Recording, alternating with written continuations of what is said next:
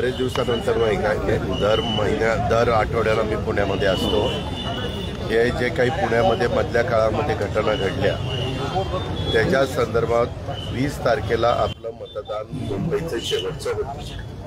मी 21 तारखेला 22 तारखेला दोन्ही दिवस सकाळी 9 वाजल्यापासून मंत्रालयामध्ये होतो आणि या सगळ्या घटनेच्या संदर्भामध्ये मी लक्ष ठेवून होतो। माझं देवेंद्रजींशी बोलणं झालं। देवेंद्रजी म्हणले मी तातडीनं पुण्याला निघालेलो, मी त्याच्यामध्ये स्वतः जातीनं लक्ष घालला आणि त्यांनी लक्ष घालून त्यांनी स्वतः प्रेस घेतली, त्याच्यामध्ये सांगितलं कारण नसताना एक अशा प्रकारचा गैरसमज समाजामध्ये करून दिला जातो की ज्यात पालकमंत्र्यांचं लक्ष नाही, कुणी लक्ष घालतं नाही। मला मीडियाच्या पुढे यायला आवडत नाही, मीडियाचे अनेक लोकांना माहिती आहे।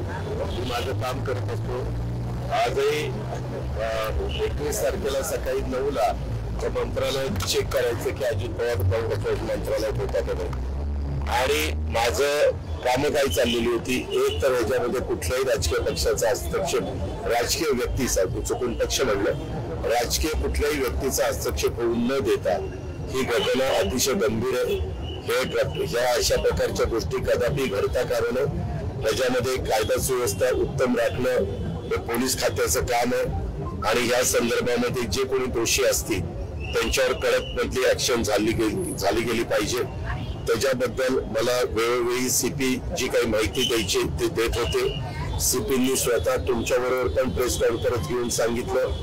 आज पण मी सकाळी सीपींशी बोललो, सीपी आणि मी दोघांनी त्याच्याबद्दलची चर्चा केली। त्यांनी प्रत्येक मिनिट टू मिनिट कसं काय घडत गेलं ते सांगितलं आणि यामध्ये बेल कसा मिळाला हेही तुम्हाला त्या ठिकाणी कळालं। त्याच्या संदर्भात वेगवेगळ्या बातम्या आल्या। आता बेल न्यायालयाने का द्यावा हा न्यायालयाचा प्रश्न आहे, परंतु त्याच्या संदर्भामध्ये पुढं सगळ्या गोष्टी ज्या काही कडक भूमिका घेऊन घ्यायला पाहिजे तशा पद्धतीनं घेतलं गेलेलं। त्याच्यात कुणीही राजकीय हस्तक्षेप केलेला नाही। त्याच्यामध्ये पूर्णपणे पारदर्शकता ठेवण्याचा प्रयत्न झालेला आहे आणि त्याच्यामध्ये स्वतः राज्याच्या गृहमंत्र्यांनी पण लक्ष घातलं, राज्याच्या मुख्यमंत्र्यांनी पण लक्ष घातलं आणि मी पण स्वतः पालकमंत्री म्हणून पहिल्या दिवसापासून म्हणजे ही घटना घडलेली माझ्या कानावर आली तेव्हापासून माझं पण त्याच्यामध्ये बारकाईनं लक्ष आहे।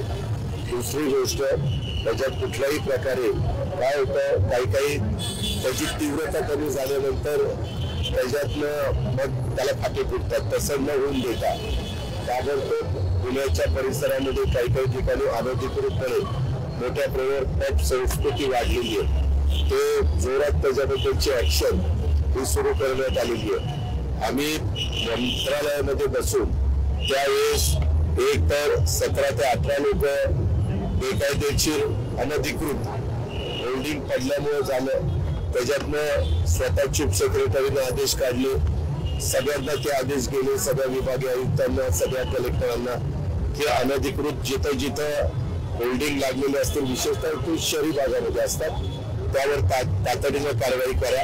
ती कारवाई ऑलरेडी सुरू त्या ठिकाणी झालेली आहे। ते झाल्यानंतर त्यांनी अनधिकृतच्या बद्दल पुढची पण सगळी कारवाई करा अशा प्रकारच्या सूचना दिल्या, त्याची पण कारवाई सुरू झाली।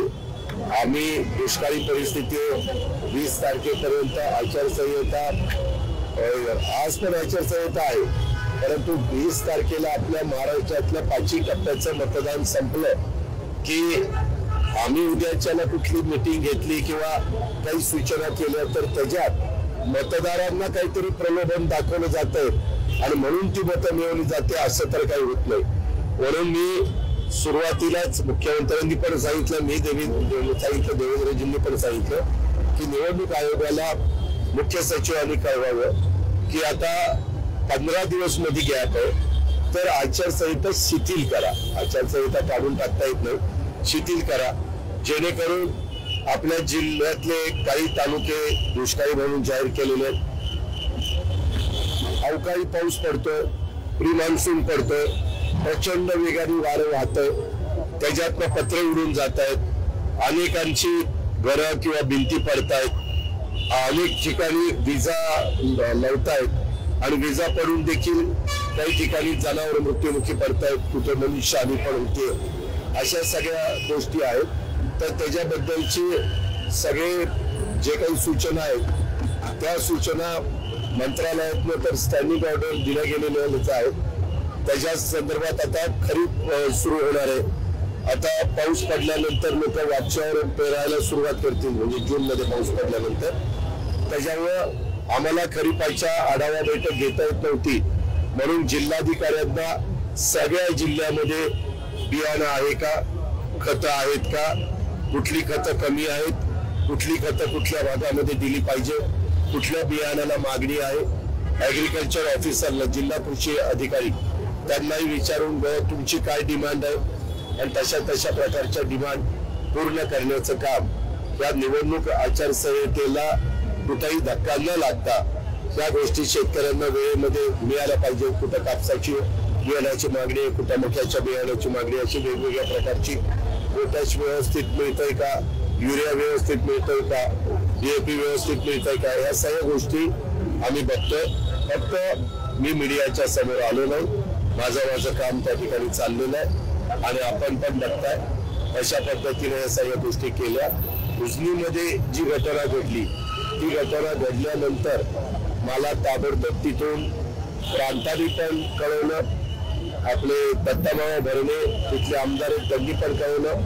दत्तामामा रात्री उशिरापर्यंत मोटरबाईकवर तिथं त्या ठिकाणी फिरत होते, परंतु समुद्रात जशा लाटा येतात तसं उजनीमध्ये त्या हवेमुळं किंवा जोरात वारा वाहत होता, त्यामुळे लाटा निर्माण झाल्या आणि जे घडू नये ते घडलं. आणि एका फॅमिलीतले 4 जण आणि दुसरं एक चेअरमन होते माजी, त्यांचा एक मुलगा, असे 5-6 जण त्याच्यामध्ये मृत्युमुखी पडले. एक जण पोहत बाहेर निघाला. आपण लगेच NDRFचे जवान टीम पाठवली आणि त्यांना सगळं पाहणी करायला लावली, परंतु ते काही लवकर सापडलं नाही. परंतु आता सगळ्या डेड बॉडीज मिळालेले आहेत. त्याबद्दल देखील जी पुढची या घटनेची गंभीरपणे नोंद घ्यायला पाहिजे ती नोंद मुख्यमंत्र्यांनी सरकारने घेतलेली आहे. त्याचबरोबर आपल्या प्रवरेचं नदी आहे, तिथं आपला एक तालुका आहे अकोले, त्या अकोले तालुक्यामध्ये पण एक घटना घडली. तिथं तर प्रहर असा झाला, 2 मुलं पोहत असताना अडचणीत आली. NDRF आपण बोलवतो ती टीम आली आणि त्यांचीच बोट उडाली.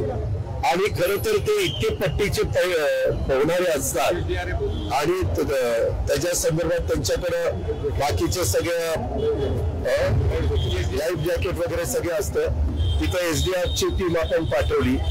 त्या सगळ्या नेहमी असं काही झालं तर ताबडतोब आपण त्या टीमला निमंत्रित करतो आणि तिथं पाठवतो. तिथं पण ही दुर्दैवी घटना घडली. वास्तविक त्याला राजकीय दृष्टिकोनात बघितलं जाऊ नये. अशा प्रकारच्या घटना घडल्यानंतर याचं राजकारण न करता त्याची पुनरावृत्ती होणार नाही, म्हणून जी काळजी घ्यायला पाहिजे ती काळजी सरकारने पण घेतली पाहिजे. ज्या ज्या विभागाची जबाबदारी असते त्या विभागाने पण घेतली पाहिजे. आणि इतर पण सामाजिक संस्थांचं काय मत आहे. आता आज पण कलेक्टरांना वेगवेगळ्या पुण्यामध्ये जी घटना घडली त्याच्याबद्दल अनेक शिष्टमंडळ त्यांना भेटायला येत होते, येत आहेत, आज पण येत होते, कारण उद्या परवा सुट्टी आहे. मी त्यांच्याशी पण संपर्कामध्ये आहे आणि या पद्धतीनं सगळ्या झालेल्या घटनांवर फार बारकाईनं राज्य सरकार लक्ष ठेवून आहे. आम्ही सगळे लक्ष संस्कृतीबद्दल तुम्हाला पुण्यात काय वाटतं, कारण पुणेकरच याला आता विरोध करताना माझा नेहमीच चुकीच्या कामाला जबरदस्त माझा विरोध असतो. मी सरकारमध्ये असलो तरी सरकारमध्ये नसलो तरी या सगळ्या गोष्टीच्या बद्दल अतिशय कडक अशी कारवाई केली गेली पाहिजे. त्याच्यामध्ये कुणीही म्हणजे पोलिसांनी पण कुठेही त्याच्यात वेडेवाकडे प्रकार करू नये, राजकीय लोकांनी पण त्या ठिकाणी करू नये. आमच्या कॉर्पोरेशनचा एरिया असेल तर कॉर्पोरेशनच्या लोकांनी पण करू नये. एक्साईजचा संबंध येत असतील तर एक्साईजच्या लोकांनी करू नये. पण माझ्याकडे पण मधल्या काळामध्ये एक्साईज खातं होतं, तर मी नेहमी कुठल्याही प्रकारची जबाबदारी आली तर ती जबाबदारी अतिशय गंभीरतेने त्या गोष्टीमध्ये लक्ष घालतो. राजकारण न आणता आणि त्याच्यामध्ये कारवाई करण्याच्या सूचना देतो. या सगळ्या घटनांमुळे राजकारण होताना दिसते कारण विरोधकांकडनं सरकारवरती टीका होते, गृह मंत्रालयाकडनं कुठल्याही प्रकारची कारवाई तुम्ही जर आता पत्रकार आहात, तुम्हाला मिनिट टू मिनिट जर कारवाई काय झाली ती दाखवलं तर तुमच्या पण लक्षात येईल की कारवाई काय झाली. माझ्याकडे आता ती नोट आहे, फक्त आता मला ती सगळ्यांच्या पुढे हे करायची नाही, परंतु तुम्हाला मी दाखवायला तयार आहे.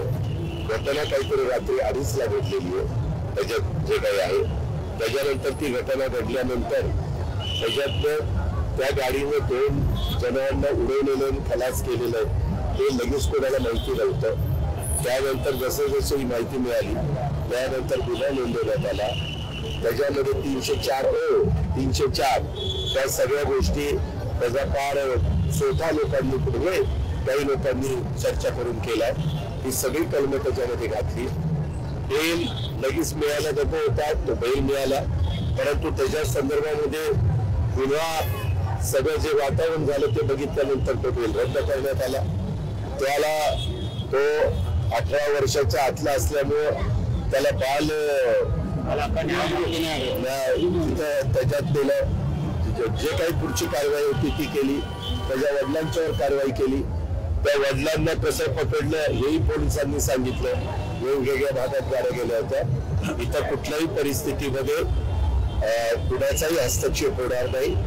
जे काही असेल ते रीतसर कायद्याने नियमाने कारवाई केली जाईल अशा प्रकारचा शब्द स्वतः मुख्यमंत्र्यांनी दिलाय, राज्याच्या उपमुख्यमंत्री आणि गृहमंत्र्यांनी पण दिलाय आणि मी पण आता तुमच्या समोर आलेलो आहे. माझं तर काम ऑलरेडी चालू होतच. मी त्या पद्धतीनं आज पण तुमच्या माध्यमातून सांगतोय की आम्ही पण त्याच्यात बारकाईने सुनील टिंगरेंनी त्याच्यामध्ये खुलासा केलेला न्यूज चॅनलला ऐकलेला आहे. सुनील टिंगरेंनी त्याच्यामध्ये स्पष्ट काय घडलं कसं घडलं ते सगळं सांगितलेलं आहे. आता काय तर बार सील करायचे, आता काय तर महापालिका जाऊन अतिक्रमण त्या संदर्भामध्ये एकदा चौकशीच्या सूचना दिलेल्या आहेत. चौकशीमध्ये कोण कोण त्याची काय काय आहे त्याच्यावर सत्य कारवाई पुढची त्या ठिकाणी केली.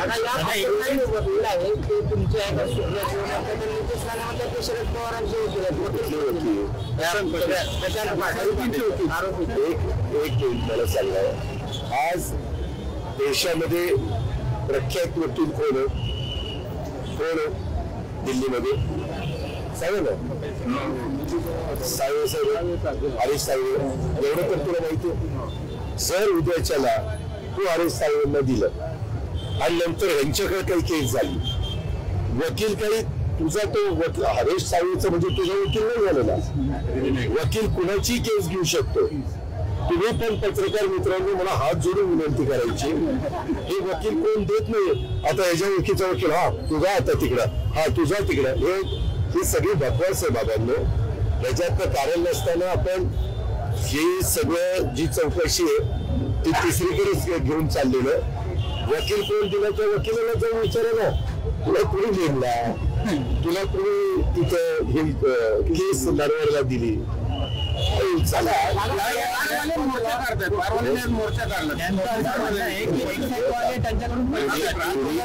एक मिनिट त्यांनी सांगावं ना, एक्साईजच्या कुठल्या अधिकाऱ्यांनी पैसे मागितले त्यांनी खुदिया कॅमेऱ्यामध्ये ते दाखवावं, किंवा काही अलीकडे इतकी सगळ्या तंत्रज्ञान पुढे गेलेलं, सगळ्या गोष्टी फोन पुढे केला तर फोन पण आपण टेप करू शकतो. काही डिमांड केली असेल त्यांच्या मार्फत कोण आलेलं असेल तेही सांगता येतं. म्हणजे अचानक अशी घटना घडतात की गाडी काही हॉटेलमध्ये धडकलेली नाही ना बारमध्ये धडकली, रस्त्यावर धडकली, तर आमच्यावर कारवाई का? दिल्ली परवानगी सगळ्या आहेत, पण ज्या पद्धतीने महानगरपालिका एक्साईज विभागाचा तुम्हाला उद्याच्याला तुम्ही बार चालवत असाल तर त्याला काही नियम आहे. तर बार चालवत असताना 18 वर्षाच्या आतल्या मुलाला दारू द्यायची नाही हा तर नियम आहे. इथं दारू दिली गेलेली हे सिद्ध झालेलं आहे. कशाला मला पंचनामा करत नाही का? गुन्ह्यावरही आकस बुद्धीनं काही कारवाई होणार नाही. पण जे कोणी दोषी असतील ते किती मोठे असले, किती श्रीमंत असले, किती श्रीमंतांच्या बापाचं पोरगं असलं तरी तिथं जे काही रितसर असेल ऍक्शन कायदा असलेला त्यालाही सारखा, मध्यमवर्गीयाला सारखा, गरीबालाही सारखा, नियम सगळ्याला सारखे, त्याच पद्धतीनं ही कारवाई होणार आहे आणि ही कारवाई चाललेली आहे. त्याच्यात तर मी वाचलं ते दंगेकर तर म्हणाले सीपीनीच हे केलं, पैसे घेतले. ते विचारलं सीपीला तर आता सध्याचं एकदम वातावरण अशा पद्धतीने कुणी जरी आरोप करायला लागलं तर त्यांना पण असं बिनबुडाचे आरोप करतात आणि केले असले तर पुरावे द्यावे लागतील.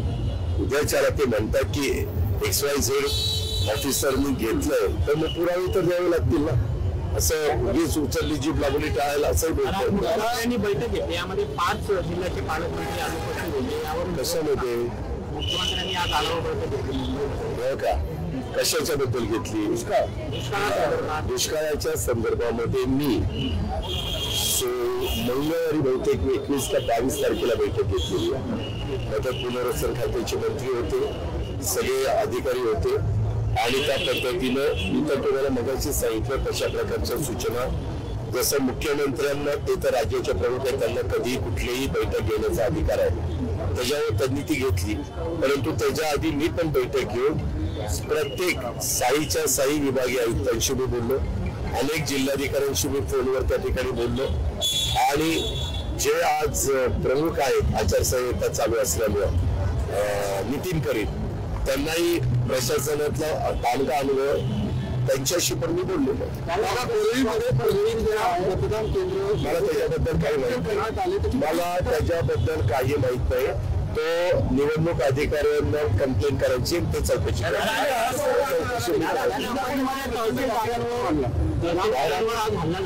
इंदापूरमध्ये हल्ला झाला.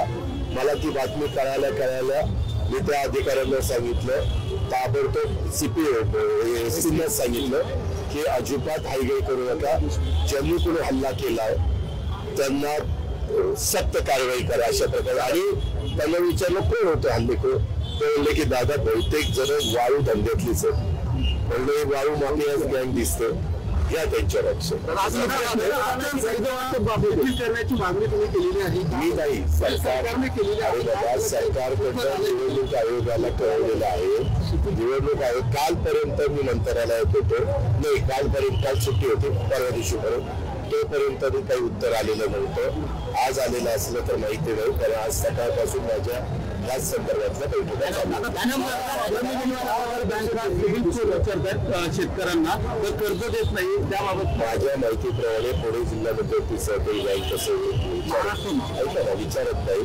महाराष्ट्राच्या बद्दल विचारत असतील तर मी सोमवारी गेल्यानंतर त्यामध्ये लक्ष घालून MSC बँकेला पण सूचना आम्ही देऊ, बँक ऑफ महाराष्ट्र ही आपली लीड बँक आहे त्यांनाही सूचना देऊ आणि त्याच्यामधनं शेतकऱ्यांना त्रास होणार नाही ही खबरदारी घेऊ. झालेले आहे. इंडिया आघाडी आणि महाविकास आघाडीचा कॉन्फिडन्स निकालानंतर काय होऊ शकतो? अरे मी काही ज्योतिष ऐका ना बघा, 4 तारखेला मतपेट्या काही मशीन एकदा टोटल मारल्यावर आपल्याला कळेल. फार खूप केस डोकं खाजू नको त्या